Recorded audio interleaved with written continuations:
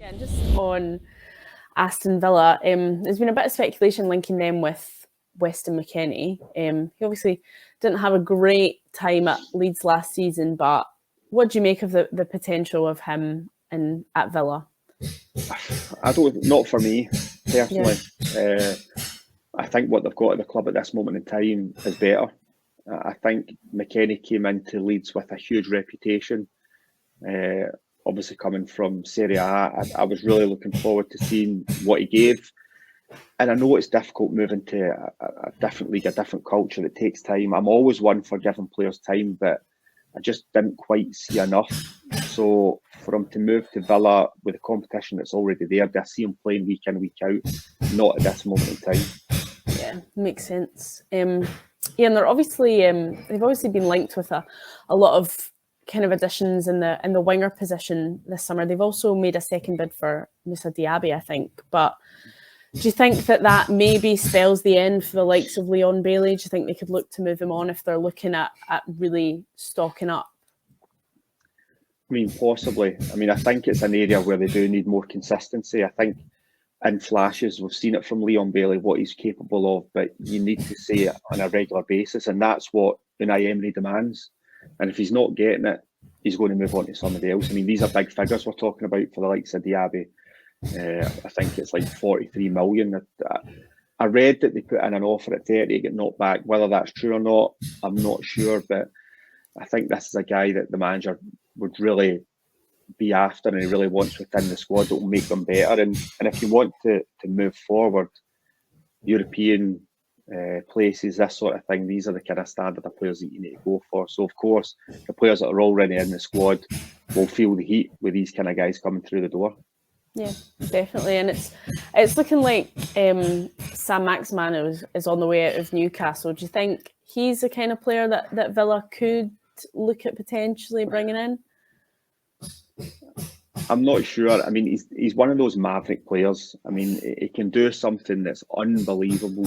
You just give him the ball, let him go off on it. And I'm just not sure that that's the kind of Unai Emery type of player. I think he's very structured.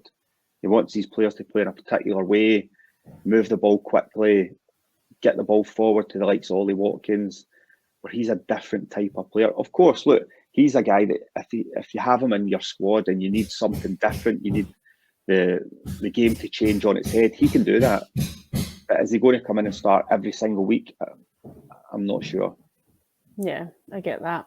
I suppose you always say if you're looking to sign players, they need to make you better. And of course. If they're not, then what's the point?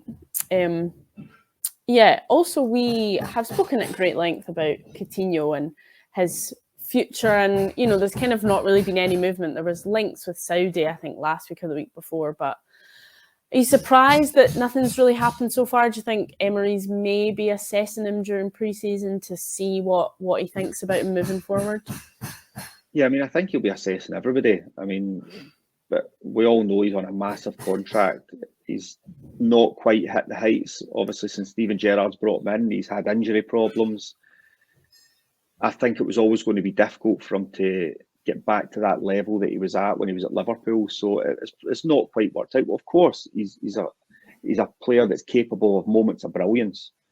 But is he going to play regular football week in, week out so we can see that? I don't think so. So I do think there will be movement. I think he'll be in the conversation for him to leave the building, to then reinvest that money into the playing squad and the players that the manager wants. So yes, it has been quiet, but there's still a long way to go in this transfer window. So I do think there'll be ins and outs at Villa Park. Yeah, you just never know what's going on behind the scenes either. We only know what we hear about and what we see. You don't actually know what's going on. So exactly. See, between himself, his agent, other clubs, there'll be talks going on every single day. It just we don't see the ins and outs of it. I've been involved in things like that, and when you're trying to get out or trying to move away, you're literally in contact with your agent every day. So I'm pretty sure those sort of things will be happening. Yeah, definitely. And they've also, Villa have made a bid for AC Milan striker 22, Decatelar, I think his name is. That's obviously, as you mentioned about, the kind of signings that Villa are looking at. Surely he is kind of fits the mould of what Villa are trying to do moving forward, do you think? Yeah, well, I think it's an area where they have to strengthen. I mean, I think Ollie Watkins has done incredibly well. Danny Ings has obviously left the football club. I think they need reinforcements. They need somebody. Obviously, Duran's come in. He's obviously young. He's one probably for the future. So they need somebody that's going to come in right now and not only challenge Ollie Watkins, but kind of take a little bit of the weight off his shoulders, because it's kind of solely on him. So look, he's an option. Obviously, playing at a good standard, a good level. Young, up and coming, if you want. So I think he'll be one of a number of targets that we're looking at to bring into the club. But I think a number 9 or a striker, if you want, is the hardest position to fill, because it's the biggest, obviously, transfer fees, normally the biggest wages. So it's always going to be difficult. But like I said, I'm sure they're going to have a number of targets they're looking at. Yeah, and I mean, do you think that, if they were to bring someone in, it wouldn't push out, the likes of Watkins and Duran, as you talk about? Do you think it would be a kind of case of having more numbers there to choose from rather than as a replacement for someone else? Yeah, absolutely. I would never say it's a replacement for Ollie Watkins. I mean, I think he's been outstanding since he's come to the football club, so I don't see it as that. I mean, he could change formation. He could play 2 up front. There could be certain games that he fancies somebody else out with Ollie Watkins for whatever reason. Injuries may happen within the course of a season, and they were a little bit light up top. I think a lot of pressure was on Ollie Watkins' shoulders to go and produce the goods. So I think you need competition. You need others there to lighten that load. So he's obviously seen that within the squad, and it's something that he's trying to sort out. Yeah, definitely. Yeah, and we spoke a couple of weeks ago about Kyle Walker and how he is looking like he's on the way out of Man City. Bayern seem to be leading the charge for his signature there. But do you think Villa could maybe make a surprise move to bring him back potentially? I mean, well, his loan spell from obviously Tottenham to there, it was outstanding. Obviously, he was a young kid and he was just kind of on the scene, and he was like a flying winger at times. He was outstanding. So I'm sure the fans would be more than happy to see that.